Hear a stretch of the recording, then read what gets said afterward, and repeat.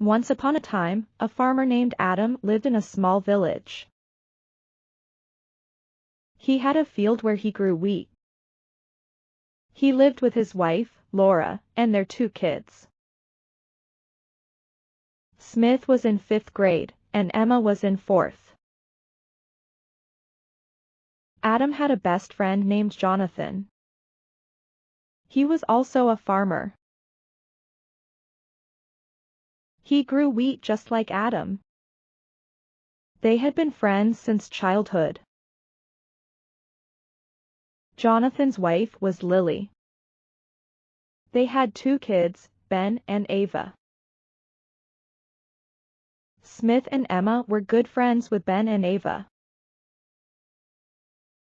Both families were very close and helped each other. In the evening, Jonathan came to Adam's field. I'm going home, He said. So soon? Adam asked. I feel feverish. Jonathan replied. Adam was worried. You should go to the doctor. Jonathan shook his head. I am tired. I will just rest. Adam nodded. Okay. Go and rest. Jonathan left. At night, as workers left, Adam headed home. On the way, he saw a peacock chick. He whispered. Oh. This is so cute. He picked it up. But why is it alone? He thought. Maybe its mother doesn't know it left the forest. I should stay here. Or an animal may eat it. He sat on a big stone and waited. No peacock came. I can't leave it here alone. He thought. He stood up and walked home with the chick. Smith and Emma had finished their homework. Laura looked at the clock and worried. Why isn't your dad home yet? Laura said. Smith smiled. Maybe he is busy. Mom. Emma frowned. Mom, when will Dad come? I'm so hungry. Laura patted her head. You can eat, dear. Emma shook her head. No, Mom. I will wait for Dad. Just then, there was the knock. Smith and Emma ran to the door and opened it. Adam stood there with a peacock. Smith shouted. Mom! A peacock chick! Emma's eyes went big. Laura was surprised. Adam walked in and sat down. Laura asked. Taking it from its mother isn't right. Smith nodded. Yes. Dad. You shouldn't do this. Emma tried to touch it. But the chick got scared. Adam smiled. Do you think I would do that? I found it alone. So I brought it home. Laura smiled. I'm sorry. Smith.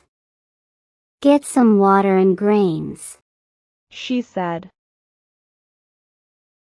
Smith and Emma ran to get them. They placed the food before the chick. But it didn't eat. Adam patted its head and fed it from his palm. Soon the chick became familiar. Smith and Emma jumped happily. The next morning, Adam went to Jonathan's field, but didn't see him.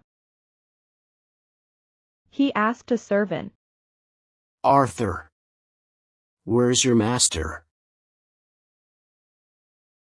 Arthur replied, Sir, he hasn't come yet.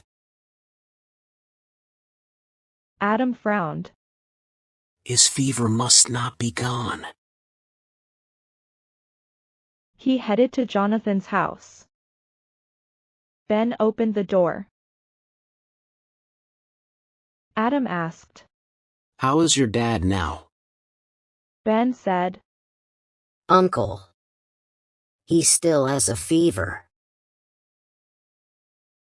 Lily came and greeted Adam. Did Jonathan see a doctor? He asked. She sighed. I told him. But he didn't go. Adam left quickly and brought the doctor. The doctor checked Jonathan and gave a prescription. Adam paid the fee, brought medicines and fruits, and then sat beside Jonathan. You should rest and take your medicines. Don't worry about the fields. I will take care of everything. Adam said. Jonathan nodded. Adam then returned to the fields. After 2 days, Jonathan felt better. At night, he said, Lily, I'm going to Adam's house.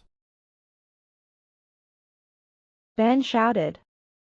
We are coming too. Dad! He smiled. Of course. Soon, they reached Adam's house. Ben gasped. Wow! A peacock! They ran to Emma and Smith, who were feeding it. Jonathan patted the peacock's head. Adam and Laura greeted them.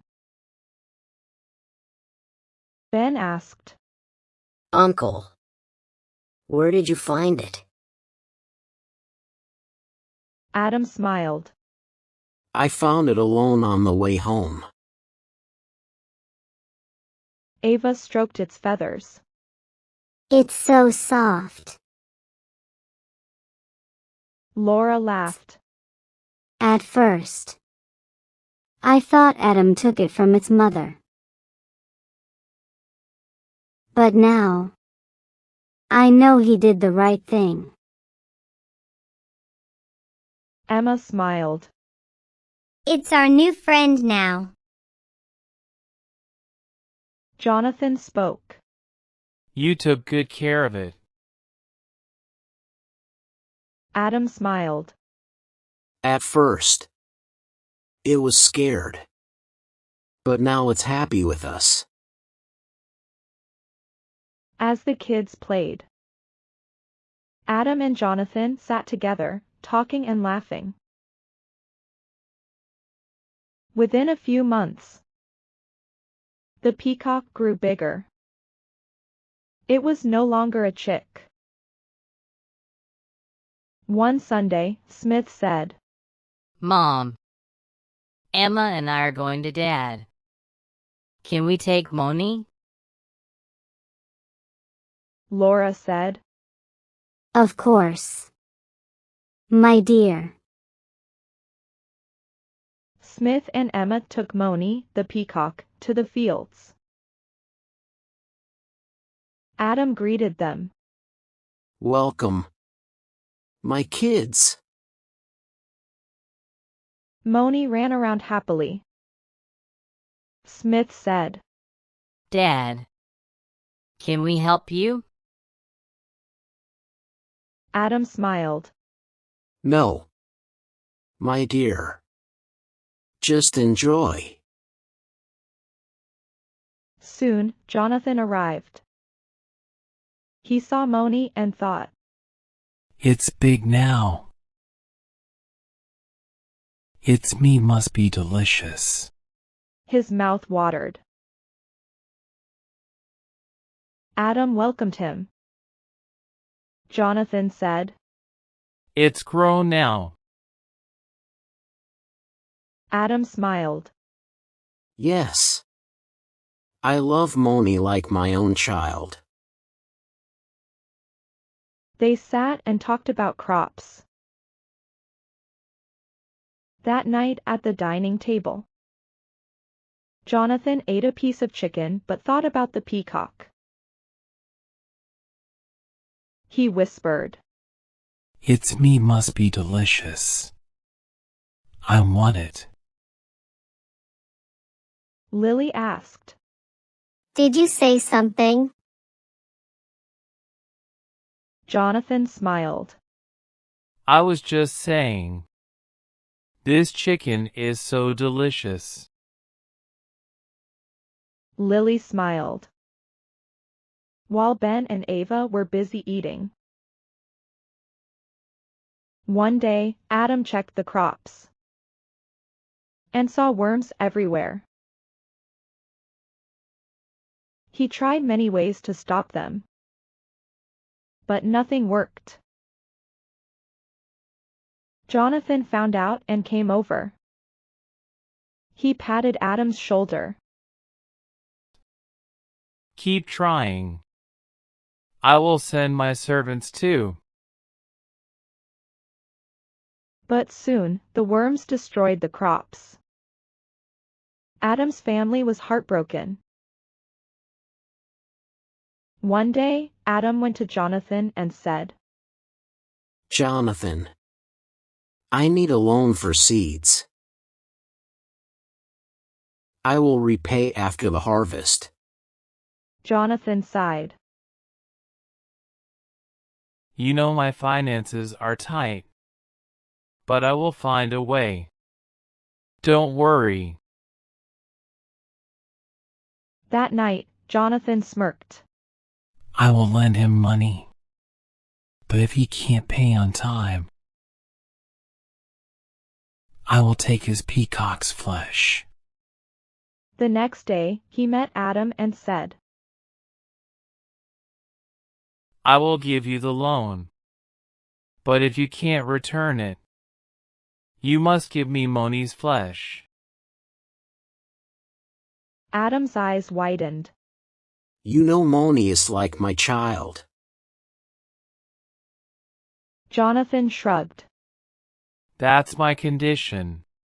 He walked away. At home, Adam told Laura everything. She fumed.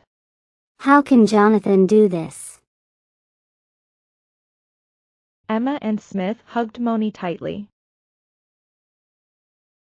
Smith said, How can Uncle be so cruel?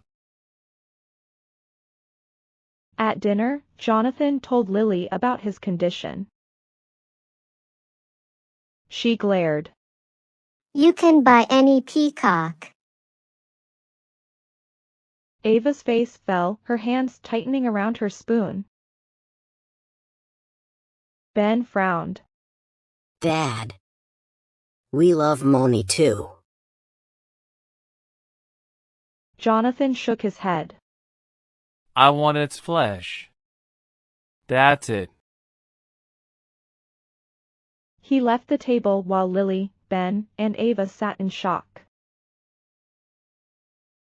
The next day, Adam went to Jonathan and said, I agree.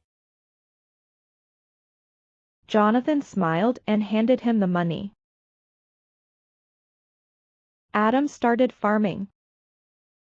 Soon, harvest time came. He sold the crops and counted the money.